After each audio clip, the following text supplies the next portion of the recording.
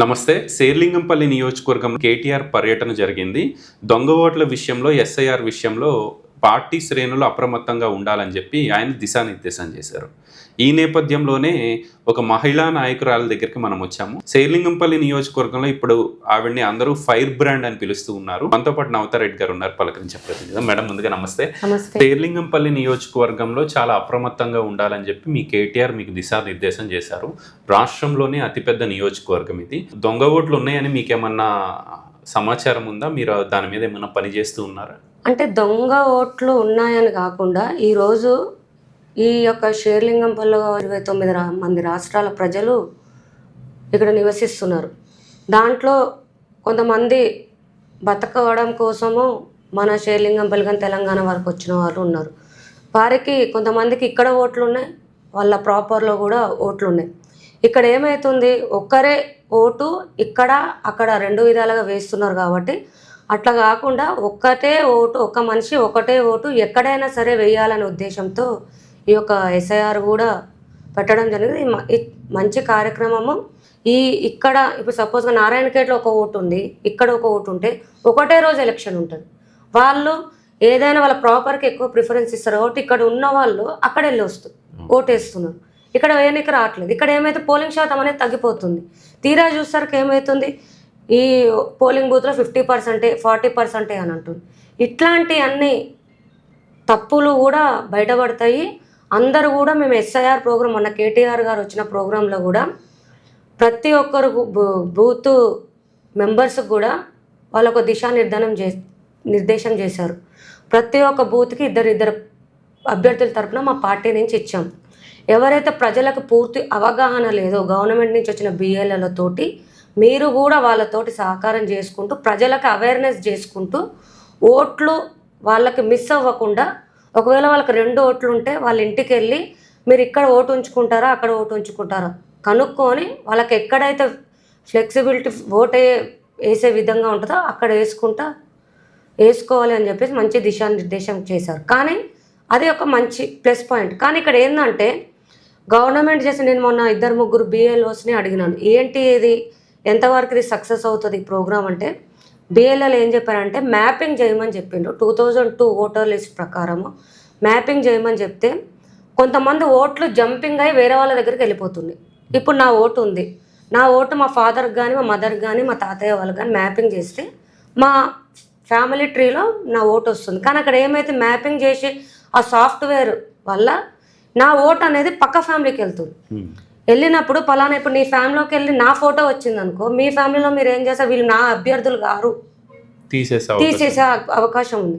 అప్పుడు ఇక్కడ ఓటు ఉండదు, అక్కడ ఓటు ఉండదు, ఉన్న ఓటు మిస్ అయిపోతుంది. కాబట్టి ఈ యొక్క ఓటుని జాగ్రత్తగా మీరు అందరూ కూడా చూసుకొని ఓట్లు మన వాళ్ళకి, ఇప్పుడు ఎడ్యుకేటెడ్స్ కంటే మనం చెప్తాం, కానీ కొంచెం చదువుకోని వాళ్ళు, ముసలి వాళ్ళకి తెలియదు ఇవన్నీ. అట్లాంటి వారికి తీసుకెళ్ళి అవగాహన కల్పించి వాళ్ళకి ఓట్లు ఉండే విధంగా చేయాలి అని చెప్పేసి మా కేటీఆర్ గారు దిశానిర్దేశం చేశారు. దానికి తగ్గట్టుగానే మేమందరం కూడా మాకు 600 చిల్లర బూత్లు ఈరోజు శేర్లింగంపల్లిలో ఉన్నాయి. అందరం కూడా బిఎల్ఏస్ అందరూ కూడా యాక్టివ్గా ఉన్నారు. ఈరోజు 25వ తారీఖు ఈ రోజు నుంచి కూడా స్టార్ట్ అయింది. కానీ మేము అడిగినాం, పొద్దున్న కాల్ చేసి ఇంకా మ్యాపింగ్ స్టార్ట్ చేయలేదా, ఇంకా రాలేదు, ఇంటి దగ్గర నుంచి జిహెచ్ఎంసీ వాళ్ళని అడిగితే ఫామ్స్ రాలేదు, ఇంకా ఫామ్స్ వస్తే కానీ చేస్తే ఫామ్స్ రాలేదు అన్నాం. కాబట్టి మేము ఒకటే గవర్నమెంట్ని అడుగుతున్నాం, మీరు ఇన్ని రోజుల నుంచి ఎస్ఐఆర్ అని చెప్పేసి ప్రజలకు జిహెచ్ఎంసీ తెలంగాణ అవేర్నెస్ చేస్తున్నారు. కానీ అందుబాటు ఉండాల్సిన సమయంలో ఫామ్స్ కూడా అందుబాటులో ఉండకపోతే బిఎల్ఏలు ఏం చేస్తారు, బిఎల్ఓలు ఏం చేస్తారు? ఇవన్నీ కూడా తప్పులు సవరించాల్సిన బాధ్యత తెలంగాణ ప్రభుత్వం మీద ఉంది.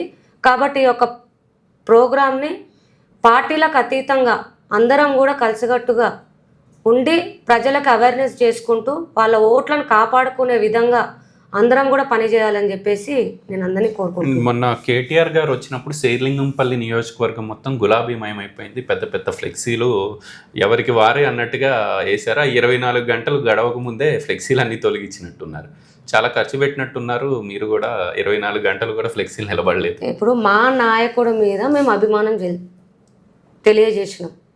ఎందుకంటే శేర్లింగంపల్లిలో నేను బీఆర్ఎస్ పార్టీ నుంచి వెళ్ళిపోయిన తర్వాత అసలు షేర్లింగంపల్లిలో క్యాడరే లేదు, కార్యకర్తలే లేరు, నాయకులే లేరు అని చెప్పి ఈ ఎమ్మెల్యేకి నిన్న ప్రోగ్రాం చూసిన తర్వాత అర్థమై ఉంటుంది ఎంతమంది క్యాడర్ ఉన్నారు, ఎంతమంది నాయకులు ఉన్నారు, ఎంతమంది ఉన్నారు. వారం రోజుల ముందు ఫంక్షన్ హాల్ బుక్ చేసుకొని కేటీఆర్ గారు వస్తున్నారు అంటే ఫంక్షన్ హాల్ ఓనర్కి ప్రెజర్ చేసిండు, ఫంక్షన్ హాల్ ఇవ్వద్దు, ఇక్కడ ప్రోగ్రాం పెట్టద్దు అని ఫంక్షన్ హాల్ ఓనర్ని ప్రెజర్ చేసిన ఆయన తట్టుకొని కేటీఆర్ ప్రోగ్రాం ఎట్లయినా సక్సెస్ చేయాలని పాపం ఆయన కూడా ఫంక్షన్ హాల్ ఓనర్కి సహకరించి మాకు ఈరోజు మీటింగ్ పెడితే ఈరోజు మొన్న రేవంత్ రెడ్డి గారి మీటింగ్ కన్నా ఈరోజు షేర్లింగంపల్లిలో బీఆర్ఎస్ పార్టీ మీటింగు అంగరంగ వైభవంగా సక్సెస్ఫుల్గా జరిగింది. ఎందుకంటే మొన్న రేవంత్ రెడ్డి గారు వచ్చిన మీటింగ్లో ఓన్లీ సిఆర్పీలని, డ్వాక్రా సంఘాలని భయపెట్టి మీరు వస్తారా లేదా, లేకపోతే మీ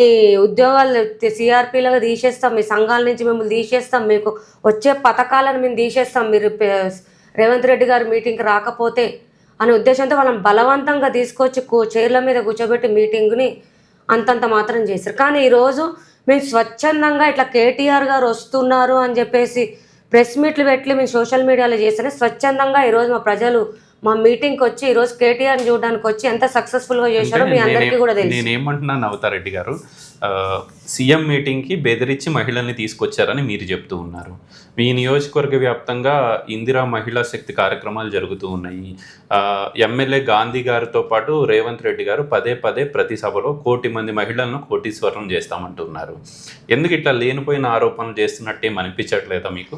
ఇప్పుడు 1 కోటి మంది మహిళలను కోటీశ్వరులు చేయాలంటే అది ఇప్పుడు కాదు, కాంగ్రెస్ గవర్నమెంట్ గెలిచినప్పటి నుంచి స్టార్ట్ చేయాలి ఆ పథకాన్ని. కానీ ఈరోజు ఆల్మోస్ట్ 3 సంవత్సరాలు అయిపోయి ఇంకా లాస్ట్ 2 సంవత్సరాలలో లాస్ట్ 1 ఇయర్ ఎట్లాగో ఎలక్షన్కే పోతుంది. మీరు ఇంకా గట్టిగా పనిచేస్తే ఒక సంవత్సరం పాటు ఇప్పుడు కాంగ్రెస్ గవర్నమెంట్ ఉంటుంది. ఈరోజు కాంగ్రెస్ గవర్నమెంట్ వాళ్ళ ఎలక్షన్లో పోయినప్పుడు 6 గ్యారంటీలు అని చెప్పారు. దాంట్లో తులం బంగారం మహిళలకు ఇవ్వలేదు, రైతు భరోసా ఒక్కసారి ఎలక్షన్ అప్పుడు, అది కూడా ఎప్పుడు సర్పంచ్ ఎలక్షన్ అప్పుడు ఒకసారి ఇచ్చారు, ఇంతవరకు ఎక్కడ కూడా భరోసా లేదు. స్కూటీలు అన్నారు, స్కూటీలు లేవు. తకి 4000 అన్నారు, అది లేదు. కోడలకి 2500, అది లేదు.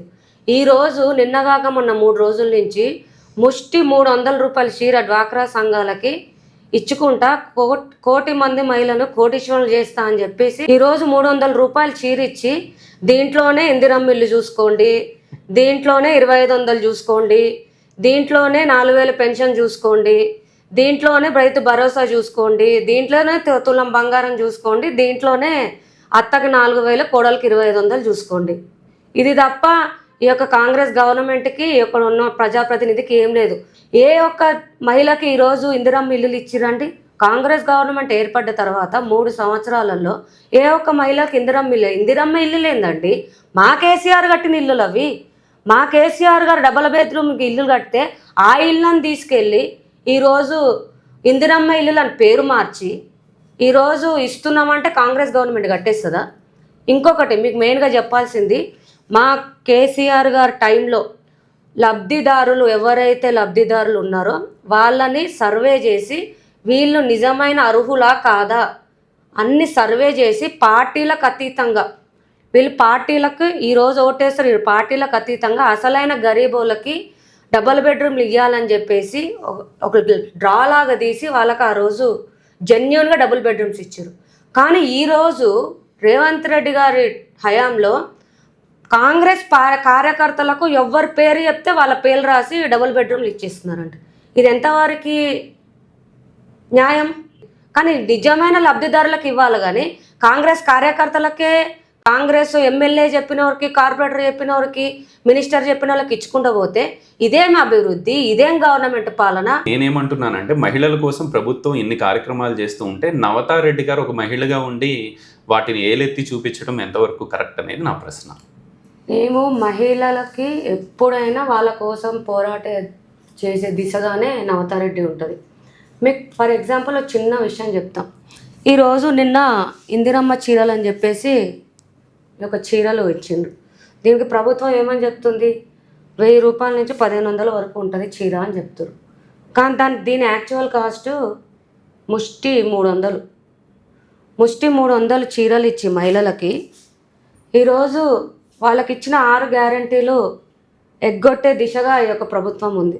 అలాగే ఈరోజు ఈ ఎమ్మెల్యే గారు 2018 ఎలక్షన్లో 1 కోటి రూపాయల చెక్కు, ఇంత పెద్ద చెక్కు చూపించుకుంటాం, మీకు ఆ ఫోటో కూడా చూపిస్తాం, ఇచ్చి 1 కోటి రూపాయలతోటి మహిళా భవనాలు నిర్మిస్తున్నామని చెప్పేసి 2018లో ఇచ్చింది. ఎక్కడ నిర్మిస్తామన్నారు? షేర్లింగంపల్లి మొత్తంలో నియోజకవర్గానికి 1 కోటి రూపాయలలో మహిళా భవనాలు నిర్మిస్తామని చెప్పి ఎమ్మెల్యే ఫండ్ కింద 10 లక్షలు చెప్పి వాళ్ళకి లెటర్లు ఇచ్చారు. కానీ ఇప్పటి వరకు ఏ ఒక్క డివిజన్లో కూడా మహిళా భవనాలు నిర్మించిన దాఖలే లేవు.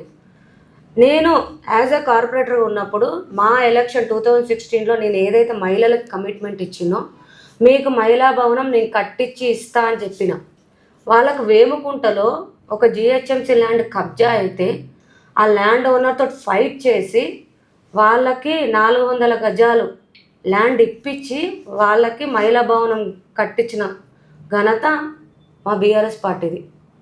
అలాగే మాకు ఒక్కటి సరిపోతలేదు, రెండోది కావాలి అంటే revenue land survey number 210 revenue ల్యాండ్ని నేను కలెక్టర్ దగ్గరికి వెళ్ళి 10 సార్లు తిరిగి జీవో 570 ప్రకారం జిహెచ్ఎంసీకి ఆ ల్యాండ్ని 4000 గజాలు మహిళా భవనాల కోసం నిర్మించాలని చెప్పేసి ప్రొసీడింగ్స్ కూడా చూసాం. దాంట్లో మీరు చూసినట్టయితే ప్రొసీడింగ్ నెంబర్ 1 3076 2018లో ఒక ప్రొసీడింగ్, అండ్ 2019లో ఒక ప్రొసీడింగ్, మొత్తం కలిపి 30 గుంటల భూమిని, దాదాపు 4000 గజాల భూమిని మహిళా భవనాలకి ఇవ్వమని చెప్పి మేము అడిగితే కలెక్టర్ గారు మా ప్రభుత్వ హయాంలో మేము ప్రొసీడింగ్ తెచ్చుకొని జిహెచ్ఎంసీకి జీవో 570 ప్రకారము అప్పుడు డీసీ వెంకన్న గారు ఉండే, తిరుపతిరావు గారు ఉండే ఎంఆర్ఓ, తిరుపతిరావు గారు ఎంఆర్ఓ గారు వచ్చి డీసీ గారికి పంచనామా చేసి అది మొత్తం సర్వే చేసి డీసీ గారికి పంచనామా చేసి ఇచ్చిండు. దాని తర్వాత యాజ్ ఎ కార్పొరేటర్గా ఆ ల్యాండ్ని మొత్తము గోడ కట్టి ప్రొటెక్ట్ చేసి దానికి గేటు పెట్టించి ఆ కీస్ కూడా జిహెచ్ఎంసీలో అప్పచెప్పి నేను కార్పొరేటర్గా దిగిపోయాను. ఇంకేం కట్టలేదు అందులో? కట్టలేదు. తర్వాత ప్రభుత్వం వచ్చింది, తర్వాత కట్టలేదు. ల్యాండ్ అయితే వాళ్ళకి అప్పచెప్పిన మహిళా భవనాల కోసం. నువ్వు మహిళా సాధికారతకు చేస్తున్న ఎమ్మెల్యే అయితే ఈరోజు ఈ యొక్క మహిళా భవనం కేటాయించిన స్థలాన్ని కరెంటు డిపార్ట్మెంట్ వాళ్ళు మెషినరీస్ పెట్టి కొంత భాగం ల్యాండ్ని కబ్జా పెట్టారు. మేము క్లియర్గా అడిగిన, మీరు ఎందుకు కట్టారు? మీ యొక్క రెవెన్యూ ల్యాండ్ని జిహెచ్ఎంసీకి అప్పచెప్పాలంటే ఒక 5 సంవత్సరాలకు ఒక కార్పొరేటర్గా నాకు 5 సంవత్సరాలు పట్టింది. మరి అదేవిధంగా ఒక జిహెచ్ఎంసీ ల్యాండ్ కరెంట్ డిపార్ట్మెంట్కి పోవాలంటే అదే గైడ్ లైన్స్ అవే ఉంటాయి. వాళ్ళ ఇష్టానుసారంగా ఉన్న గోడను కాంపౌండ్ వాళ్ళు పగలగొట్టి కొంత ల్యాండ్ కబ్జా చేసి కరెంటు ఇది పెట్టారు. మీకు ఏ రూల్ ప్రకారం మీరు కట్టిరు అని చెప్పేసి కరెంట్ డిపార్ట్మెంట్ కూడా నేను ఆర్టీఐ వేయడం జరిగింది. దాంట్లో కరెంట్ డిపార్ట్మెంట్ వారు ఆన్సర్ ఇచ్చిన విషయం ఏంటంటే, మీరు జీవో 570 ప్రకారం మీకు ఇచ్చారా అంటే, regarding permission and land allotment as per the available record no formal permission of land allotment order has been issued for the land in survey number 210 in Kailash Nagar. మాకు ఎటువంటి పర్మిషన్ లేదు, అయినా కానీ మేము కట్టినామని వాళ్ళు రిటర్న్గా ఇచ్చారు. మహిళలను మరి ఈ విషయం ఎమ్మెల్యేకి తెలియదా? ఈ విషయం ప్రజాప్రతినిధికి తెలియదా? అంటే ప్రజాప్రతినిధులు అండదండ లేకుండానే ఎమ్మెల్యే కడుతున్నారా? మేము ఒకటే చెప్తున్నాం, చందానగర్ డివిజన్లో ఉన్న మహిళలందరూ కూడా గుర్తించాల్సిన విషయం, మీ ల్యాండ్ కబ్జా జరిగింది, దాన్ని కాపాడుకోవాల్సిన ధర్మం మన మీద ఉంది. కాబట్టి అందరం కూడా ఏకతాటి మీదకి వచ్చి అది ఫైట్ చేసి మనం మహిళా భవనం అక్కడ కట్టించుకుందామని చెప్పేసి కూడా తెలియజేస్తున్నాం. ఒకవేళ ఈ ఎమ్మెల్యే చేయకపోతే వచ్చేది మా గవర్నమెంట్, బీఆర్ఎస్ పార్టీ గవర్నమెంట్, ఆ ల్యాండ్ని స్వాధీనం చేసుకొని మీకు మహిళా భవనం కట్టించే బాధ్యతగా ఒక నవతారెడ్డి తీసుకుంటుందని చెప్పేసి మీ అందరికీ కూడా నేను హామీ ఇస్తున్నాను. అండ్ ఒక విషయం, సోషల్ మీడియాలో కూడా చాలా మంది కామెంట్లు పెడుతున్నారు, నాతో కూడా ప్రస్తావించిన మాట నేను మీకు చెప్తున్నాను. ఎమ్మెల్యే అరకపూడి గాంధీ గురించి నవతారెడ్డి గారు పదే మాట్లాడుతూ 3 పార్టీలు మారాడు అని విమర్శిస్తూ ఉన్నారు. ఈవిడ టీఆర్ఎస్ నుంచి బీజేపీలోకి వెళ్ళింది కదా, కొన్నాళ్ళు బీజేపీలో ఉండి మళ్ళీ టీఆర్ఎస్లోకి వచ్చింది కదా, ఈవిడ కూడా మారింది కదా అనేది వాళ్ళ వర్షన్. నేను జెన్యూన్గా టీఆర్ఎస్ పార్టీలో చేరిన, టీఆర్ఎస్ పార్టీ కార్పొరేటర్గా 5 సంవత్సరాలు పాలన చేసిన, నా పదవి అయిపోయిన తర్వాత నేను ఎమ్మెల్యేతో పడక నేను పక్క పార్టీకి పోయినా. నేనేమి అధికార పార్టీలకు పోలేదే, బీజేపీ పార్టీలకు. అట్లా అని చెప్పి బీజేపీ పార్టీ దాంట్లో నుంచి ఇప్పుడు నేను అధికార పార్టీలకు రాలేదే, బీఆర్ఎస్ పార్టీలోకి. ఆయనలాగా అధికారం కోసము, ఆయన అభివృద్ధి కోసం నేనేం అధికార పార్టీలకు పోలేదు కదా. ఆ రోజు ప్రతిపక్ష పార్టీలకు పోయినా, ఈరోజు ప్రతిపక్ష పార్టీలోనే ఉన్నా. ఆయన కోసం నేను ఏ రోజు అధికార పార్టీకి పోలే. నాకు అధికార వ్యామోహం లేదు. ఎప్పుడైనా నవతారెడ్డి ప్రతిపక్షంలో ఉన్న, అధికార పక్షంలో ఉన్న ప్రజల కోసమే, ప్రజలు వెన్నంటే ఉంటుందని చెప్పేసి తెలియజేస్తున్నాను. అండ్ ఒక సీరియస్ కామెంట్ చేశారు మీరు మొన్న ఈ మధ్య జరిగిన ప్రెస్ మీట్లో. ఎమ్మెల్యే అరకపూడి గాంధీని రాబోయే ఎన్నికల్లో ఓడించి నేను తిరుపతి మెట్లెక్కి గుండు కొట్టించుకుంటానని. అసలు ఆయనకి మీకు ఉన్న పర్సనల్ గ్రడ్జ్ ఏంటి? ఆయనకి మీకు వ్యక్తిగత తగాదాలు ఏమైనా ఉన్నాయా? వ్యక్తిగత తగాలు ఏమి లేవు. నేనేమంటే 3 సార్లు ప్రజలను మోసం చేసి మభ్యపెట్టి ఆయన అభివృద్ధి కోసం, ఆయన కంపెనీల కోసం, ఆయన బిజినెస్లు కాపాడుకోవడం కోసం మాటలు చెప్పి మభ్య పెడుతుంటే, మరి ప్రజల కోసం ఎవరో ఒకరు ప్రతిపక్షంలో ఉండాలి కదా, ప్రశ్నించే వాళ్ళు ఎవరైనా ఒకరు ఉండాలి కదా. కాబట్టి మాకు తోచినంతగా, మాకు సాధ్యమైనంతగా మేము ఫైట్ చేస్తున్నాం. ఈరోజు ఎమ్మెల్యే గాంధీ కాకపోయినా ఇంకొకరు ఎవరైనా ఎమ్మెల్యే అయినా సరే మా పోరాటం ఎప్పుడు ప్రజలతోటే ఉంటుంది. పర్సనల్గా అడ్జస్ట్ అంటూ ఏముండదు. ఎప్పుడైనా మీరు ఈరోజు ఈ క్వశ్చన్ అడిగారు, ఎప్పుడైనా నవతారెడ్డి ఏది సబ్జెక్ట్ లేకుండా ఎమ్మెల్యే గారిని తిట్టిండ్రా? ఏ సబ్జెక్ట్ లేకుండా ఎమ్మెల్యే గారిని ఏమన్నా అసహ్యంగా వర్డ్స్ మాట్లాడినరా? మేమేం అడుగుతున్నావు, నువ్వు ఒక ప్రజాప్రతినిధివి, 3 సార్లు ఎమ్మెల్యే అయినావు, 3 సార్లు నువ్వు మహిళలను మోసం చేసినావు. దాన్ని ఈరోజు నీకు ఓటేసిన ప్రజలందరినీ కూడా మోసం చేసినావు. వాళ్ళకి న్యాయం చేసే విధంగా మేము ప్రతిపక్ష పార్టీ నుంచి పోరాడుతున్నాం. వాళ్ళు చెప్తున్న మాట ఏంటంటే, మేము కూడా యాజ్ ఎ జర్నలిస్ట్గా ఇప్పుడు బీఆర్ఎస్ పార్టీ వాళ్ళు ఒక ప్రెస్ మీట్ పెడితే గాంధీ గారిని విమర్శిస్తూ, కాంగ్రెస్ పార్టీ వాళ్ళని ఎవరన్నా మీరు స్పందించండి అని అడిగితే వాళ్ళు ఏం చెప్తున్నారయ్యా అంటే, ఎమ్మెల్యే గాంధీ గారు చాలా మృదు స్వభావి, ఎవరి మీద మీరు తిట్టొద్దు, నవతారెడ్డి మీద మీరు మాట్లాడొద్దు, మన పని మనం చేసుకుంటూ పోదామని చెప్పి మంచితనంతో ఆయన వ్యవహరించబట్టే మీరు ఇంకా మాట్లాడగలుగుతున్నారేమో అనేది వాళ్ళ వర్షన్. చాలా మంచి వ్యక్తి కదా అనేది వాళ్ళ వర్షన్ గాంధీ గారు. అవును, వ్యక్తిత్వంగా ఆయన మంచోడే కావచ్చు. మేము వ్యక్తిని ఎప్పుడు కూడా గాంధీ గారి గురించి వ్యక్తిత్వం గురించి మాట్లాడలేదు. ఆయన చేసే మోసాలను మేము బయట పెడుతున్నాం. మరి ఒకవేళ వాళ్ళు ఉంటే మేమే, ఇప్పుడు నవతారెడ్డి కూడా క్వశ్చన్ చేస్తే నన్ను కూడా ఎవరైనా క్వశ్చన్ చేస్తారు. మరి వాళ్ళని కూడా నేను ఇప్పుడు మీ గాంధీ గారి మీద మేము కౌంటర్ వేసినప్పుడు మీరు కూడా వేయాల్సింది. ఇప్పుడు మొన్న నేను అడిగినాను, మీరు ఏ పార్టీలో ఉన్నారో కరెక్ట్గా చెప్పండి. కాంగ్రెస్ పార్టీలో ఉన్నారా, బీఆర్ఎస్ పార్టీలో ఉన్నారు? ఒకవేళ బీఆర్ఎస్ పార్టీలో ఉంటే మేము యాక్సెప్ట్ చేస్తాం, కాంగ్రెస్ పార్టీలో ఉంటే మీరు యాక్సెప్ట్ చేయండి. బీఆర్ఎస్ పార్టీ పదవి తీసుకొని, పిఎస్సి పదవి తీసుకొని అటు కాంగ్రెస్ కండ వేసుకోకుండా దేవుడు కండవ వేసుకున్నా అని చెప్పేసి వాళ్ళని మభ్య పెట్టుకుంటూ, ఇక్కడ బీఆర్ఎస్ పార్టీలోనే ఉన్న నేను మొన్న సీఎం రేవంత్ రెడ్డి గారి సభలో కూడా ఏమంటుండ్రు ఆయన, నేను ప్రతిపక్ష పార్టీ ఎమ్మెల్యేనైనా నాకు ఇంత ఫండ్ ఇచ్చారు కాబట్టి మీకు కృతజ్ఞతలు తెలుపుతున్నా అన్నారు. మరి ప్రతిపక్ష పార్టీ ఎమ్మెల్యేతో వచ్చి బీఆర్ఎస్ కండ వేసుకో, నేను సాధారణంగా నేను స్వాగతిస్తాం. ప్రతిపక్ష పార్టీ ఎమ్మెల్యే అయితే కాంగ్రెస్ మీద మనం పోరాటం చేద్దాం. ప్రజలకు ఏవైతే అందుతలేవో 6 గ్యారెంటీలు అందుతలేవు కదా, అందరం కలిసి పోరాటం చేద్దాం. వాళ్ళ ఎమ్మెల్యే గారి అభిమానులు మా ఎమ్మెల్యే గారి మంచితనాన్ని ప్రతిపక్ష నాయకులుగా చెప్పుకుంటున్న వాళ్ళు చేతగానితనంగా తీసుకుని ఇష్టం వచ్చినట్టు ఎమ్మెల్యే గారి మీద ప్రెస్ మీట్లు పెట్టి మాట్లాడుతున్నారు అనేది వాళ్ళ వర్షన్. రేవంత్ రెడ్డి గారి మీటింగ్ అయింది మియాపూర్లో, అందరు ఫ్లెక్సీలు వేసారు.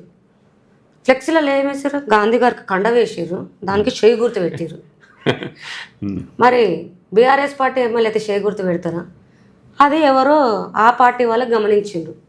గమనించిన తర్వాత అంత పెద్ద పెద్ద హోర్డింగ్స్ మీకు తీయడానికి రాదు కాబట్టి దాని మీద ఒక తెల్ల పేపర్ ఎత్తికిచ్చారు. ఓకే, ఆ హస్తం గుర్తు కనిపించకుండా. అంటే అంత దొంగతనం ఎందుకు? మరి మీ పార్టీ కాంగ్రెస్ పార్టీ ఎమ్మెల్యే అయితే అంత దొంగతనంగా తెల్ల పేపర్లు ఎందుకు అతికియాలి ఫ్లెక్సీలకి? బాగా జాగ్రత్తగా నువ్వు తీసేసి, ఇగో మా గాంధీ హస్తం గుర్తు మీద ఉన్నాడు, కాలర్ ఎగరేసుకొని చెప్పాలి. మరి మీకు ఎందుకు లేదు అంత దమ్ము ధైర్యం? మేము అదే అడుగుతున్నాం.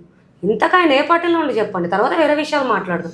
సైబరాబాద్ మున్సిపల్ కార్పొరేషన్లో శేర్లింగంపల్లి నియోజకవర్గం కీలకంగా ఉంది. 24 డివిజన్లు ఉన్నాయి. ఇప్పుడు ఇవి 30 అవుతాయి అంటూ ఉన్నారు. బీఆర్ఎస్ ఎన్ని గెలుచుకునే అవకాశం ఉంది? అన్నీ మేమే గెలుస్తాం. మీరు అంటుంది 30, కానీ సైబరాబాద్లో ఇప్పుడు ప్రస్తుతానికి 76 సీట్లు కన్ఫర్మ్ చేశారు. మీరు అన్నట్టుగా ఒకవేళ ఫ్యూచర్లో పెరిగితే 100 సీట్లు అవుతాయి. అవి కూడా ఏవేవి పటంచేరు, షేర్లింగంపల్లి, కుత్బులాపూర్ అండ్ కుకట్పల్లి. అంటే ఓవర్ కాన్ఫిడెన్స్ గా మాట్లాడుతున్నట్టు అనిపించట్లేదా? అంటే నేనేమన్నా శేర్లింగంపల్లి నుంచి మీరు అన్నట్టు ఇక్కడే 30 మంది గెలిస్తే మేయర్ కూడా మీరే మీ పార్టీ నుంచి అయ్యే అవకాశం ఉంది. నేనేమన్నా రాబోయే సిఎంసి ఎలక్షన్లో మేయర్ మేమే కొడతాము. దీన్ని మీరు రాసి పెట్టుకోండి. ఎందుకంటే ఈరోజు జిహెచ్ఎంసీలో ఎక్కడైతే 9,500 కోట్లు అభివృద్ధి జరిగింది బీఆర్ఎస్ పార్టీ అంటే అది కేవలం షేర్లింగంపల్లిలోనే. కేసీఆర్ గారి ముఖం చూసి ఓట్లు వేస్తారు. ఈరోజు కేసీఆర్ ఇది చేస్తలేరు అది చేస్తారు అని పచ్చి అబద్ధాలు చెప్పి ఈరోజు గవర్నమెంట్ ఎక్కితే కాంగ్రెస్ గవర్నమెంట్, మరి వాళ్ళు ఇచ్చిన 6 గ్యారెంటీలు ఎందుకు ఇవ్వలేదంటే మరి మీరు కూడా ఇవ్వాల్సింది కదా. ఈరోజు మొన్న మీటింగ్లో కూడా మా ఎమ్మెల్యే గాంధీ గారు ఏమంటారు, అప్పుడు రాజశేఖర రెడ్డి గారు ఇచ్చిండ్రు, ఇప్పుడేమో రేవంత్ రెడ్డి గారు ఇచ్చిందను. మరి పోయినసారి 2023లో 2018లో మా కేసీఆర్ గారు ఇచ్చారు 9,500 ఇచ్చిరని మా పేరు చెప్పుకునే కదా నువ్వు గెలిచింది. ఏదేమైనా మా కేసీఆర్ గారి అభివృద్ధి, కేసీఆర్ గారి శ్రమ యాజ్ ఏ మున్సిపల్ మంత్రిగా షేర్లింగంపల్లిలో ఎన్నో డెవలప్మెంట్ పనులు చేసింది. దాంట్లో ముఖ్యంగా చెప్పాలంటే అండర్ పాస్లు, ఫ్లైఓవర్లు, రోడ్లు, డ్రైనేజీలు. షేర్లింగంపల్లిలో మంచినీరు వ్యవస్థ బాగాలేదంటే ఫస్ట్ దాంట్లో పైలట్ ప్రాజెక్ట్ కింద మా షేర్లింగంపల్లిలో కొన్ని 100 కిలోమీటర్లు శాంక్షన్ ఇచ్చిన ఘనత మా కేసీఆర్ గారిది. ఇంటింటికి నల్ల నీరు అని చెప్పి రూపాయికి కనెక్షన్ ఇచ్చిన, ఈరోజు రూపాయికి కనెక్షన్ ఇచ్చిన షేర్లింగంపల్లి, అది మా కేసీఆర్ ఘనత. ఇప్పటికి కూడా అందరు చెప్పుకుంటారు కేసీఆర్ గారు ఉంటేనే మాకు నీళ్ళు వచ్చినాయి, కేసీఆర్ గారు లేకపోతే ఈరోజు నీళ్ళు వచ్చేటివి కాదు. చందానగర్ కార్పొరేటర్గా మీరు పనిచేశారు. ఈ శ్రీదేవి థియేటర్ రోడ్ ఏదైతే ఉందో అది ఇప్పుడు కాంగ్రెస్ పార్టీ వచ్చిన తర్వాతే శాంక్షన్ అయ్యే పనులు నడుస్తూ ఉన్నాయి కదా, బీఆర్ఎస్ పార్టీలో ఎందుకు శాంక్షన్ చేయలేకపోయారు అనేది కూడా ఒక ప్రశ్న. యూట్యూబ్లో వెళ్ళి 2016-17 వీడియోస్ తీస్తే దాంట్లో తెలుస్తుంది అమీన్పూర్ రోడ్డు గురించి ఎవరు ఫైట్ చేశారు. అమీన్పూర్ రోడ్డు గురించి ప్రపోజల్ పెట్టిందే మేము, 4 కోట్లు శాంక్షన్ చేయించింది మేము, రోడ్డు డివైడర్లో సెంటర్ లైటింగ్ వేయించింది మేము నేను కార్పొరేటర్గా ఉన్నప్పుడు వేయించింది నేను, ఆర్డీపీ తీసుకొచ్చింది నేను. అన్నీ చేసిన తర్వాత ఈ ఎమ్మెల్యే గాంధీ ఎక్కడ నవతారెడ్డికి పేరు వస్తుందో ఆ ఉన్నంతకాలం రోడ్ ఆపాలి అని చెప్పేసి ఆపిండు. దానికి 10 కోట్లతో అయ్యే రోడ్డుని 44 కోట్లు అని చెప్పి ఈరోజు ఇనాగ్రేషన్ చేసింది. అసలు ఈ ఎమ్మెల్యే గాంధీ నేను ఒకటే అడుగుతున్నా, 44 కోట్లు అనేది మన హైవే నుంచి అమీన్పూరు గాంధీ విగ్రహం వరకు ఈ రోడ్డు, ఆయన ఈ కాన్స్టిట్యున్సీకి ఎందుకు సంబంధం? నీ కాన్స్టిట్యున్సీ అక్కడి నుంచి ఇక్కడికి కిలోమీటర్కి ఎంత ఫండ్ వచ్చిందో నువ్వు చెప్పుకోవాలి.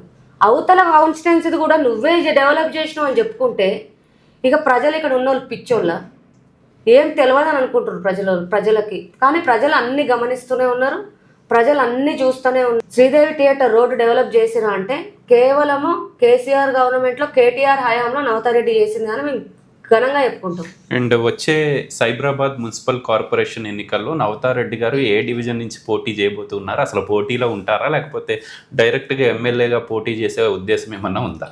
మా పార్టీ, మా కేటీఆర్ గారు ఎక్కడ పోటీ చేయమంటే అక్కడ చేయడానికి సిద్ధం. ఎందుకంటే తను ఈ డివిజనా ఆ డివిజనా అని కాదు, ఏ డివిజన్ అయినా సరే పార్టీ ఆదేశం తూచా తప్పకుండా చేయమంటే చేస్తాం. లేదంటే గెలిపించుకోమ్మా కొంతమందిని అంటే పార్టీ ఏది చెప్తే అది చేసే విధంగా మేము పార్టీ కోసం పనిచేసే విధంగానే ముందుకెళ్తాం. కానీ ఇప్పటివరకు అయితే మేమేమి కార్పొరేటరా ఎమ్మెల్యేనా మేమేమి అనుకోలేదు. ప్రస్తుతానికి పార్టీకి సేవకులు లాగానే ముందుకెళ్ళాలి అని చెప్పేసి అనుకుంటున్నాం. అండ్ ఇదే శేర్లింగంపల్లి బీఆర్ఎస్ పార్టీలో వర్గ విభేదాలు చాలా ఉన్నాయి. కేటీఆర్ మీటింగులు జరిగినప్పుడు అది చాలా స్పష్టంగా కనిపిస్తున్నట్టు చాలామంది మాట్లాడుకుంటూ ఉన్నారు. ముఖ్యంగా నవతారెడ్డి, పొట్ట నరేందర్ యాదవ్ అనే మీ ఇద్దరు లీడర్లు ఒక సమాంతర కార్యక్రమాలు నడుపుతున్నారు అని చెప్పి మేము విన్నమాట. అట్లాంటిది ఏమైనా ఉందా? అట్లాంటిది ఏం లేదు, ఎందుకంటే మా ఇద్దరి పక్కపక్క డివిజన్స్ కాబట్టి మొన్న ఏదైనా కానీ ఇద్దరికి ఆయనకు కొంచెం కొలుసు నాకు కొంచెం కొలుసు కాబట్టి మేము ఇద్దరం కలిసి చేసుకుంటాం. అట్లా అని చెప్పి ఆయన డిఫరెంట్ చేసుకుంటాడు, నాది అట్లేం లేదు. షేర్లింగంపల్లి అయితే ఎవ్వరికి కూడా వర్గ విభేదాలు లేవు. ఇంతకుముందు ఎమ్మెల్యే గాంధీ ఉన్నప్పుడు ఆయన వర్గాలుగా డివైడ్ చేసిండు అందరినీ తప్ప, ఆయన వెళ్ళిపోయిన తర్వాత మా పార్టీ, మా బీఆర్ఎస్ పార్టీ నాయకులం, కార్యకర్తలం అందరం కూడా ఒకటే వర్గం, అది కూడా బీఆర్ఎస్ పార్టీ వర్గం, కేసీఆర్ గారి వర్గం. మా నినాదం కేసీటీఆర్, కేసీఆర్ అండ్ కేటీఆర్ వర్గం. చందానగర్ డివిజన్కి సంబంధించి మీరు మాజీ కార్పొరేటర్ ఉన్నారు కాబట్టి ఈ ప్రశ్న అడుగుతూ ఉన్నాను. ఇక్కడ వాళ్ళు కూడా పనిచేశారు 5 ఏళ్ళు, మంజుల రఘునాథ్ గారు. వాళ్ళ పనితీరుకి ఎన్ని మార్కులు వేస్తారు నవతారెడ్డి గారు? వాళ్ళది అయిపోయింది కాబట్టి అడుగుతూ ఉన్నాను. నవతారెడ్డి గారు మార్కులు వేయరు, ప్రజలు వేస్తారు మార్కులు. ఎందుకంటే నవతారెడ్డి ఎట్లా చేసిందో ప్రజలకు తెలుసు, ఇప్పుడున్న వాళ్ళు ఏం చేశారో ప్రజలకు తెలుసు. నేను గర్వంగా చెప్పిన, నేను ప్రతి సంవత్సరం నా 5 సంవత్సరాల పీరియడ్లో ప్రతి సంవత్సరం మా నాయకులని, మా కార్యకర్తలని ఎక్కడో ఒక దగ్గరికి ట్రిప్కి తీసుకెళ్ళి వాళ్ళకి దేవుడి దర్శనాలు అవి చేపించి అందరికీ కూడా మా డివిజన్లో 60 కాలనీలు ఉంటే 60 కాలనీల ప్రజలను పిలిపించి, ఇగో ఈ సంవత్సరంలో మీ కాలనీలో ఈ రోడ్ వేసినాం, మీ కాలనీలో ఈ డ్రైనేజ్ వేసినాం, మీ కాలనీలో ఈ బ్రిడ్జ్ వేసినాం, మీ కాలనీలో ఈ కరెంట్ స్తంభం పెట్టినాం, మీ కాలనీలో లైట్లు వేసినామని మేము చెప్పినాం. అట్లా 5 సంవత్సరాలు చెప్పి నవతారెడ్డి హయాంలో చందానగర్ డివిజన్కి 160 కోట్లు ఫండ్ తీసుకొచ్చి చందానగర్ డివిజన్కి చేసిందని నేను చెప్పిన. నేనేమంటున్నా, ఇప్పుడున్న కార్పొరేటర్ని ఈ 5 సంవత్సరాలలో ఎంత ఫండ్ తీసుకొచ్చిర్రు, ఎక్కడెక్కడ డెవలప్ చేసిర్రు, ఒక్క మీటింగ్ ప్రజలకు చెప్పి వివరిస్తే బాగుంటుంది. ఒకవేళ వివరించకపోతే ప్రజలే డిసైడ్ చేస్తారు. వాళ్ళకి తెలుసు ఎవరు ఎట్లా పనిచేస్తారు, ఎవరు అందుబాటులో ఉన్నారు, ఎవరు ఫోన్ చేయంగానే ఉరికొచ్చిండ్రు, ఫోన్ చేస్తే కూడా లిఫ్ట్ చేయని వాళ్ళు ఎవరు, ఫోన్ చేస్తే లిఫ్ట్ చేసి మమ్మల్ని రావద్దు అని ప్రజల దగ్గర కురికిన వాళ్ళు ఎవరు, అన్ని ప్రజలకి అన్ని సీడీ రూపంలో వాళ్ళు అన్ని గుర్తుపెట్టుకున్నారు. రేపు రాబోయే రోజుల్లో ప్రజలే డిసైడ్ చేస్తారు. అంటే అద్భుతమైన అభివృద్ధి చేశారు కాబట్టి మళ్ళీ టికెట్ వాళ్ళకే వచ్చే అవకాశం ఉంది, రిజర్వేషన్ అనుకూలిస్తే అని చెప్పి కొంత వాళ్ళు ప్రచారం చేసుకుంటూ ఉన్నారు. ఇప్పుడు ఎలా ఎదుర్కోగలరు వాళ్ళని? రాజకీయం అంటే ఇప్పుడు ఉన్నారండి జిహెచ్ఎంసీ ఎలక్షన్స్ కాబట్టి పొలోమని ఒక్కొక్క పార్టీలో 10 మంది నేను క్యాండిడేట్ అనండి. అక్కడ అదృష్టం ఎవరికి రావాలి? ఒకటే పార్టీలో ఒకరికే అదృష్టం వస్తుంది. అట్లా 3 పార్టీలు 3కి వస్తుంది. 3 పోటీ చేస్తే ఆ అదృష్టం వాళ్ళు ఒక్కడికే వస్తుంది. అది ప్రజలు డిసైడ్ చేస్తారు.